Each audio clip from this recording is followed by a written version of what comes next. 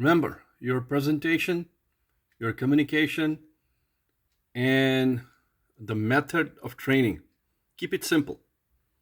But the content that you're explaining, the content that you're delivering, it's got to be pure, it's got to be clean, it's got to be right to the point.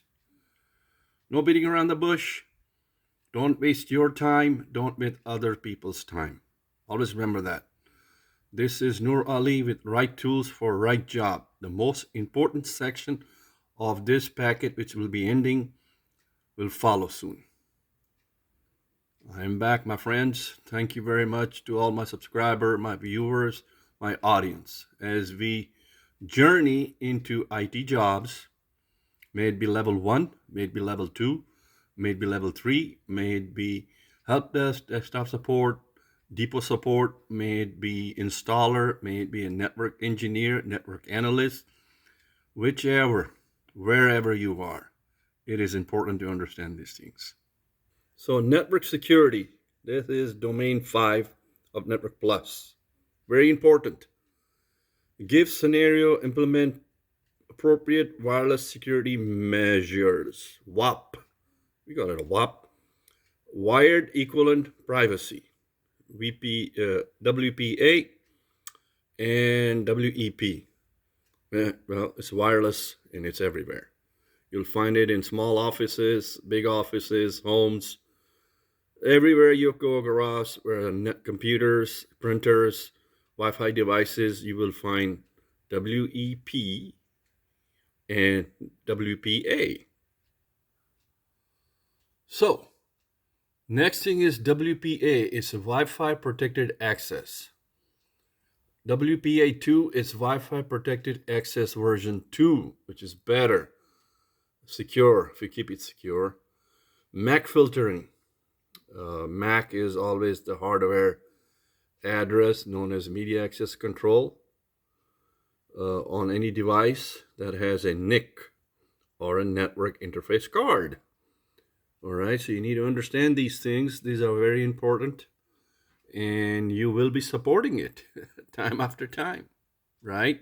If you're installing it, you are decomming it, you are doing an upgrade, or you're doing a break fix, config issue, setup issue, you have to know these things. All right, this section is very important. 5.2, explain the methods of network access security. VPN, virtual private network. PPTP is point-to-point tunneling, very important. And L2TP, which used in tunneling protocol. And of course, from Cisco systems. And then PPTP and L2TP protocols together is VPN. PGP is still in use. IPsec is still in use. ISAKMP is still in use. SSH, well, SSH is secure login. Trust me, in my current project using a Mac, I use a lot of SSH. A lot of it. Explain the method of user authentication. Oh, well, user authentication is everywhere, right? Onboarding, offboarding, any application, any database, any user. It's tied nowadays. It's tied to Workday, to Okta, right? Or any other system. So an employee or a contractor gets hired, he has to go through authentication, right? What happens in this process is you get hired on a contract, you pass your background test and everything, you pass your tech level 1 interview question, tech level 2, then you get a blessing from a CISO or a director, and guess what? It goes through, they open a ticket, either they ship you a laptop, that's called onboarding. That's where you get your access, that's where user authentication comes from, in short. This is very important to understand. Still, I know Azure is out there, I know AWS is out there, I know ChatGPT is out there. Hey, I keep up with the technology, okay? I understand that. So, but Kerberos is still very important to understand. And then remote authentication dial-up radius is out there. TechX Plus is out there, but is replaced by Cisco ICE. Last time I worked on it. And CHAP is still out there, and multi-factor authentication is very heavy. Everything that I do now, my current project, I got to have my phone, known as MFA. Okay, MFA is very heavy. It's still in use, and some people support it. Okay, means you are an analyst or you're an engineer or you're admin, you'll be supporting MFA authentication. People getting locked out, people get their account disabled. You'll be on a platform or like a software or an application, and you'll be an admin and you'll be resolving your tickets all day long doing that. Now, this section is very important, is for threats, attacks, vulnerabilities, and mitigation techniques. SSID is your ID for the Wi-Fi. Rogue access point and war driving. I used to do a lot of work as a on-site lead, PC LAN technician many years ago. I used to have a Fluke device. I used to run across the building everywhere, and I used to try to catch rogue access device, generate a report, and then send the device to another site. They do the same thing. It was done yearly. Okay. Distributed denial, DDoS.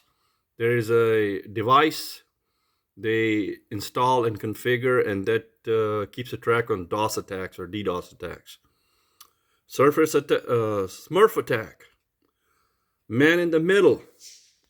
These are the most important security things that threat hunters, security analysts, security engineers, InfoSec, and that's the different teams. You got red team, you got blue team, you got purple team. They do different management and protection of a company, any given enterprise. You have to understand what a virus is, what a worm is, and a packet sniffing. Wireshark is the best tool or old tool that use packet sniffing. There are other tools like Nmap for networking.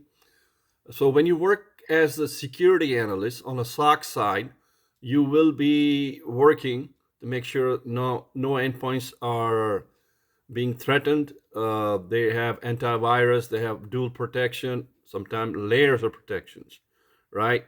And that's where things come into the play. So here we are now. 5.5 gives scenarios to install configure basic firewall.